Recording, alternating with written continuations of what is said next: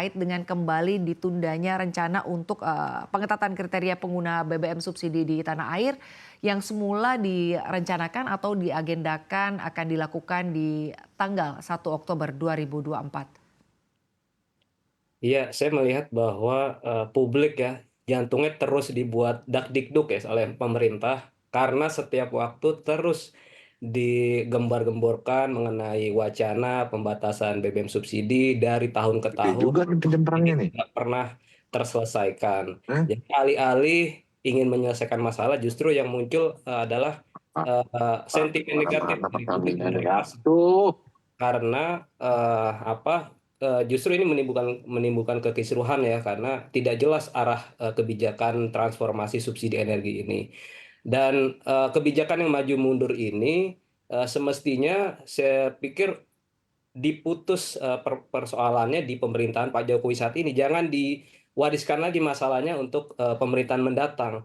Karena beban, fiskal, beban ekonomi, dan yang lebih penting beban politik juga sangat besar jika, kebijakan, yang sangat, dibutuhkan ini berlarut-larut diputuskan oleh pemerintah.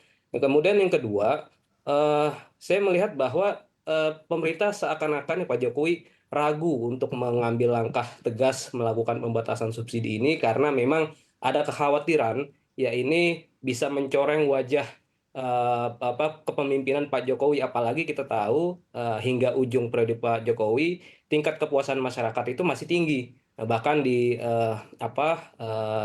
bulan Juni lalu dari, survei Kompas itu tingkat kepuasan masih di atas 75%.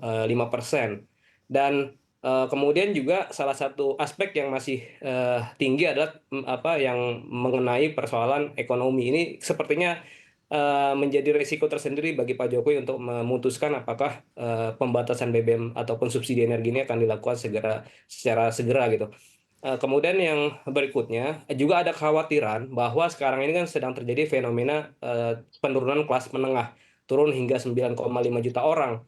Ya artinya memang, seakan-akan ya, penundaan pembatasan BBM bersubsidi ini ya, ini, dalam rangka menjaga, daya beli masyarakat dan menjaga, kelas menengah, kita dari, tekanan daya beli yang semakin meningkat. Padahal kalau saya melihat dari sisi, inflasi secara umum, tingkat inflasi kita sebetulnya terus menunjukkan tren penurunan gitu. Bahkan di Agustus lalu inflasi kita sudah 2,12%, jauh lebih rendah dibandingkan inflasi Agustus tahun lalu yang masih 3,3%. Dan lebih spesifik lagi, inflasi dari komponen harga yang diatur pemerintah, salah satunya adalah, BBM bersubsidi, itu, juga relatif rendah 1,7%.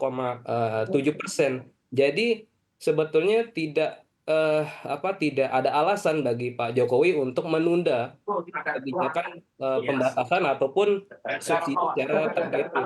Nah, inilah yang saya pikir akan menjadi, bom waktu bagi, presiden mendatang jika, Presiden Jokowi tidak berani mengambil, sikap tegas dalam memutuskan, reformasi subsidi energi di penghujung kepemimpinan beliau.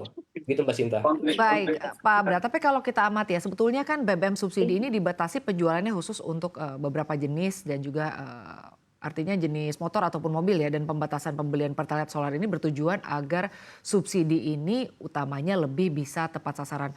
Nah, apakah Anda sendiri memiliki pandangan bahwa penundaan ini tujuannya adalah untuk lebih memperhitungkan kembali begitu? Artinya memproses kembali siapa-siapa saja begitu, bahwa pihak-pihak mana saja secara perhitungan yang memang benar-benar tepat untuk bisa mendapatkan subsidi ini. Bagaimana Anda melihat ini? Artinya kan memang dibutuhkan waktu yang tidak sebentar begitu untuk bisa mengetahui atau mungkin melihat lagi secara objektif pihak-pihak mana saja yang memang layak untuk mendapatkan subsidi dari BBM ini.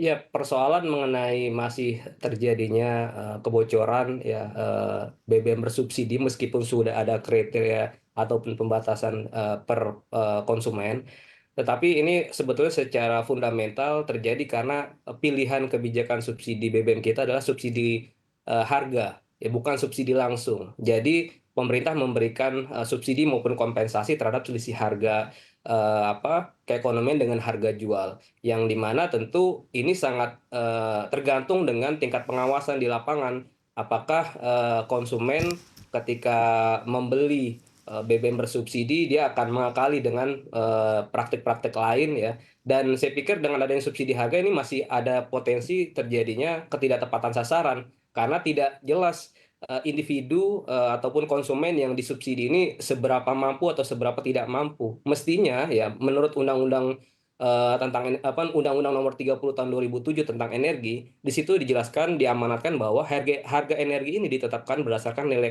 keekonomian yang berkeadilan. Nah, konteks berkeadilan ini saya pikir akan lebih ideal jika mekanisme BBM bersubsidi itu dilakukan secara langsung atau targeted ke individu ataupun rumah tangga.